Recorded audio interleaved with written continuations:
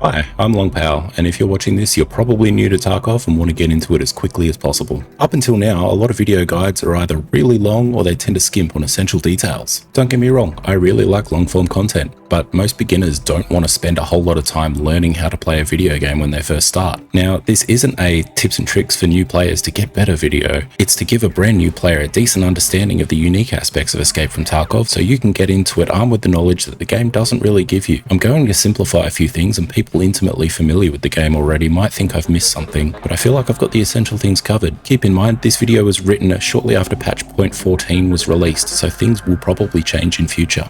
My plan is to try and cover each of these topics in around 15 minutes. Now, because there's a lot of information coming at you thick and fast, there's no shame in pausing to read something that pops up on the screen or to rewind if you didn't quite catch something.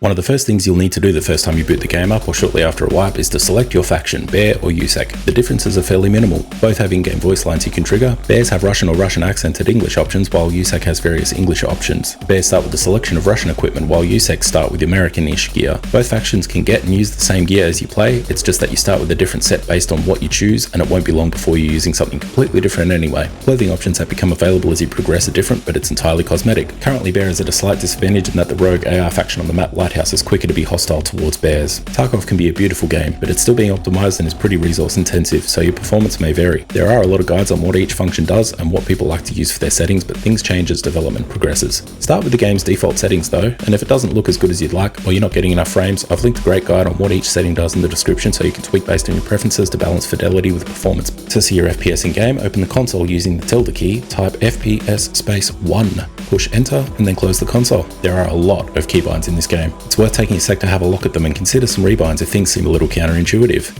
You have a few options. You can bind a key to press, double press, hold, or release, as well as control or alt modifiers. I'll list a few of the changes I use as I show examples of them. Keep in mind though that rebinding a function will remove the ability to perform another function if it used that same bind. So make sure you go back over the list as you make changes and make sure you haven't removed something you think you'll use. Found in Raid is a fairly controversial game mechanic introduced a while ago. It's a status that any given item, weapon, armor, ammo, literally anything in the game can have, and is denoted by a checkmark on the item's icon. There are a bunch of different tasks that require a number of items with this status to be handed in, and you also need an item to have the status if you want to sell it on the player-driven Flea Market later in the game. I think the best thing you can do is consider the term found in Raid as something that was lost in translation as the game was being developed. A lot of people seem to get angry or confused by found in Raid as a concept because they take the term too literally. Each time you see the term found in Raid in game, try and get in the habit of thinking of it as this item's never been taken into a raid before, and you'll be better for it. Could go even simpler and ignore all of that and just work off a system of does it have the check mark or not. Items that a PMC has equipped will lose this status the first time they take them into a raid, so even though you might kill someone who've effectively found their gear in raid, that's not how it works. If an item spawned in the raid you're playing, then yes, it'll have the checkmark, even if someone else has picked it up before you did. AI and player scavs will spawn with their entire loadout having the checkmark on it. And lastly, crafting an item will result in it having the checkmark. With all of that out of the way, it's time to start preparing for a raid.